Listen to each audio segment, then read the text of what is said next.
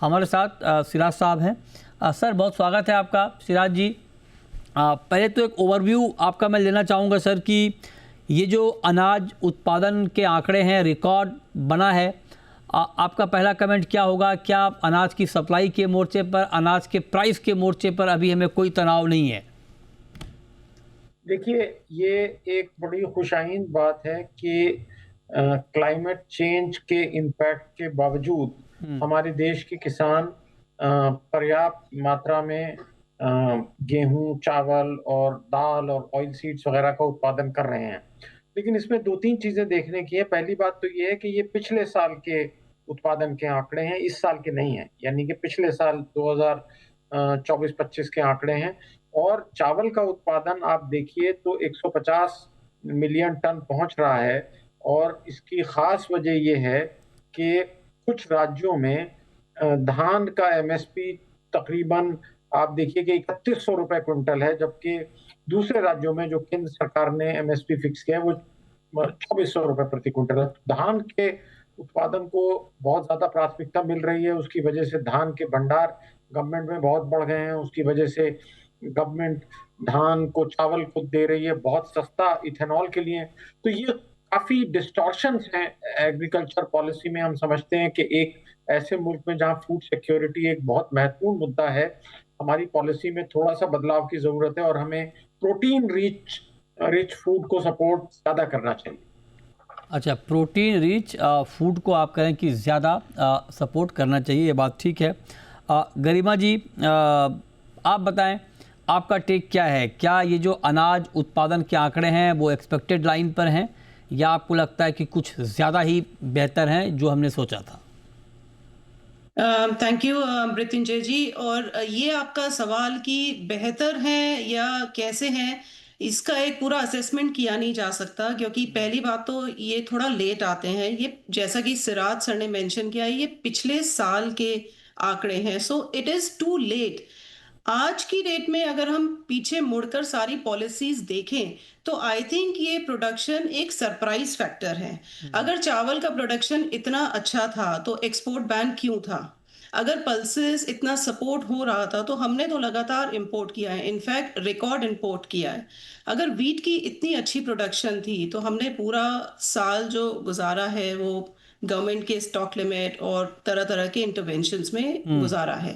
तो प्रोडक्शन का जो एक एस्टिमेट होता है, पहली बात तो वर्ल्ड वाइड हर कंट्री हर महीने अपने एस्टिमेट्स देते नहीं, हैं। ये जो आपने कहा अभी गरिमा जी, तो मतलब आप उत्पादन के आंकड़ों पर सवाल खड़ा कर रही हैं, या फिर जो डिसीजन हुए थे एक्सपोर्ट को लेकर उस पर सवाल खड़ी कर रही हैं?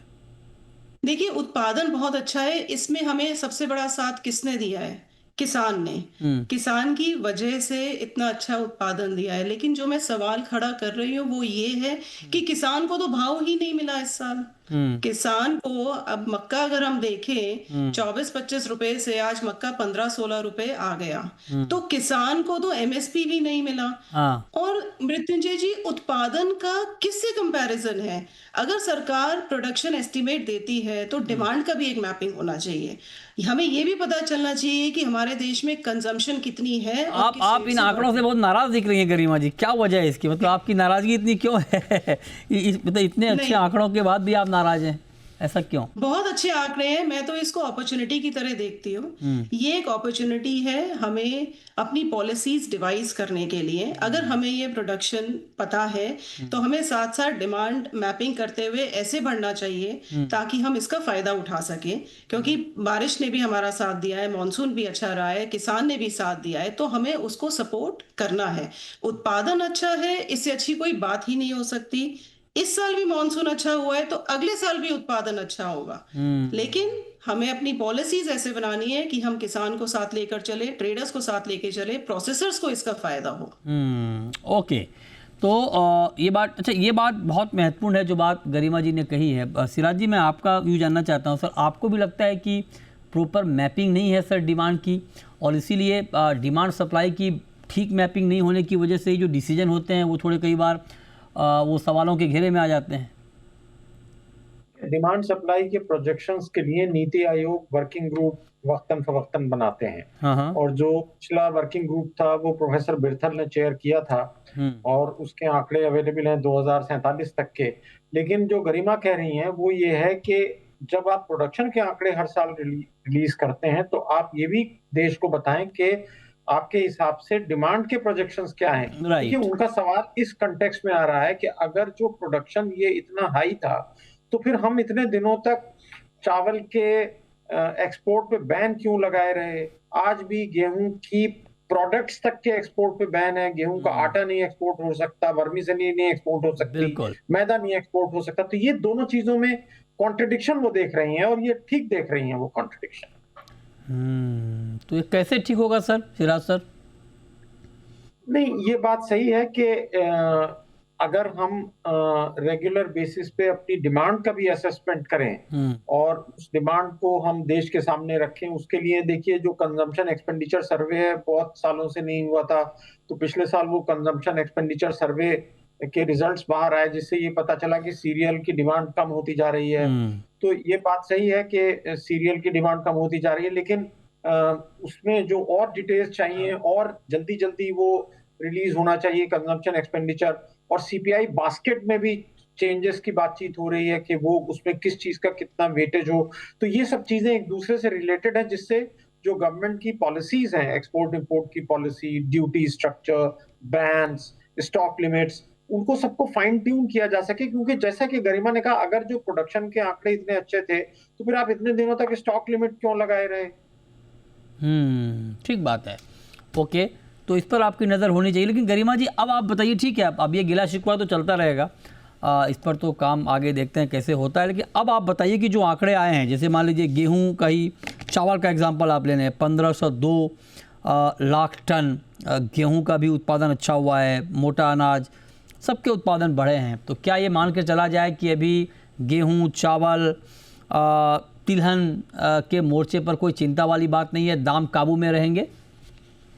बिल्कुल। इन्फ्लेशन जो हमारा एक नंबर है that is one of the lowest और has lowered a lot from last year. तो दाम बिल्कुल कंट्रोल में है जैसा कि हम देख रहे हैं। मेरा ये मानना है जो सर ने भी बोला कि डायनामिक पॉलिसी विल हेल्प। बहुत अच्छी बात है, प्रोडक्शन इतना अच्छा है, हमें इसका पूरा फ़ायदा उठाना चाहिए। It is an opportunity to create buffer stocks with us, क्योंकि जब वेदर अच्छा है तो ये प्रोडक्शन अच्छे होने का हमें फ़ायदा होना चाहिए। वो दिन भी आते हैं, वेदर वेरिएबिलिटी रहती है, मॉनसून वेरिएशंस रहते हैं इंडिया में, हमें उस दिन के लिए भी तैयार रहना चाहिए।